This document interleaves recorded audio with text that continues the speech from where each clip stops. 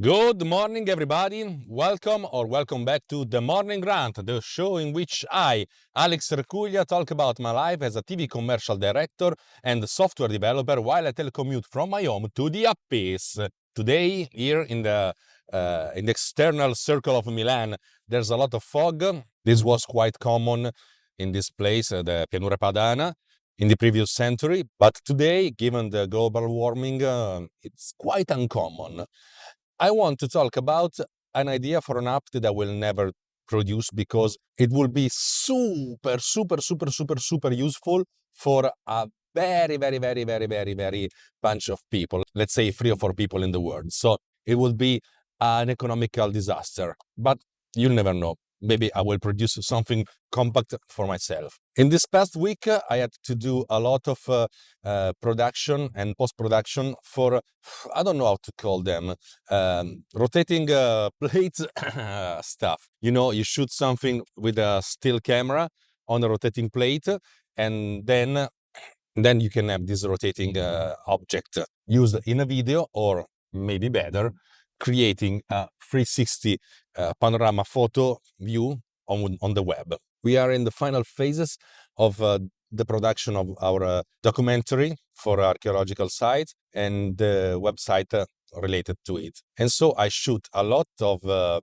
items on a rotating plate, couple very big, and a lot of coins from more than 2,000 years ago. So those coins were very little, and I had to use adhesive paste to make these coins vertical and use them in a turning table. Is it right to call it turning table?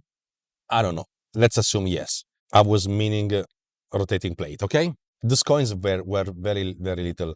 There were coins 2 centimeters in diameter, but there were coins less than something like 6 millimeters in diameter. If you're using the imperial system, I don't know how to explain this. Please convert yourself to the decimal system, like everyone in the world. Now, I had something like an hour and 40 minutes, actually 1 hour and 40 minutes to shoot all these items, something like 50 items, and so we were a lot in a hurry. And I will stress the fact that those coins were created 2,500 years ago. So I was a little afraid just to touch them. We were in a hurry, and so many of these coins were not shooted exactly in the center, and so there were a little of a movement in the frame from one position to another. The period of the rotating table is something like 30 seconds, 0.75. I know that sounds crazy, but it's not 30 seconds, but 30 seconds and something, and in a little. And so to create the loop, I had to duplicate the video track in After Effects and then align it, trying to find the best way of overlapping. And then set the in point and the out point of the After Effects timeline to get the loopable video. Then I used artificial intelligence in After Effects with Rotobrush V3 to separate the coin from the background to have an alpha channel video. I shoot everything at 60 frames per second, 4K, with my iPhone 15 Pro, because it was quite hard to bring more equipment to this place. We had to carefully balance lights, tripods, batteries, and stuff. And so I couldn't bring my photo camera and a macro lens. So I used the iPhone macro feature. The images were quite good for the 2 centimeters diameter coins, and they were they were not so perfect with the half centimeter coins. But in the end, the final resolution of the images would be 5000 by 5000 pixels. And so we accepted this not so perfect quality. The person in charge of producing the overall catalog of the museum was very satisfied with the rotating coins. So, okay, that's okay. Now I have these videos, and then after producing the traveling matte for the coin, I had to align it, and then I had to move during the evolution of the timeline putting always the coin in the center. That was a little time consuming and prone to human error. In the end, the overall design, the overall work was done quite quickly, but it was handmade. And I always think that handmade work, it's something that you have to avoid, because you can be good, but you're not as precise as a computer. And then I had to export from those loopable videos 36 images with Alpha Channel in PNG format. So I wrote an extension, a new preset for my app Altimedia Converter 2, which allows you to extract images from movies with a new policy specifying the total amount of frames. So the operation is quite simple. When a video is dragged, the overall duration is calculated, and then the app divides the overall duration by the number of frames, and so invert this value and then calculate the frames per second, and then extract these frames from the video using this FPS. So I have the overall quantity of images, and then I can bring them to another app that produces the HTML, JavaScript, and CSS with this, with all these images to get this embeddable component for website. So I solved one problem with an extension of an app that I wrote, and this extension is already available for the public, where you can download it. I will put the link somewhere. Still, I have two problems.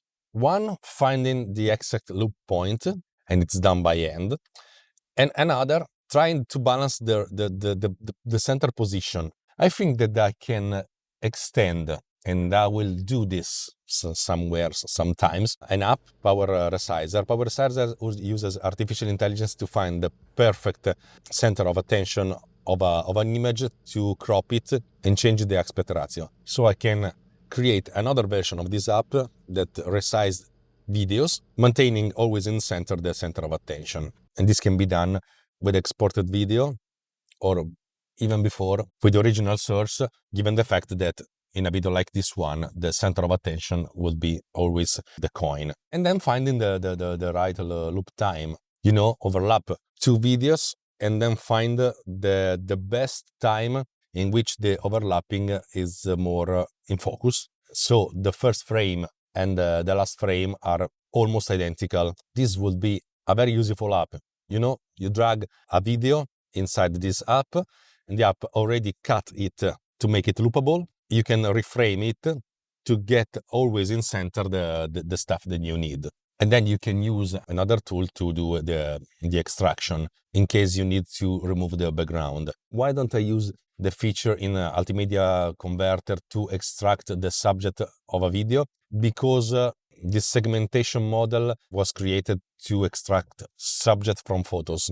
And so there's no continuity between one frame and another, and there will be flickering and something like that. And so it's not perfect.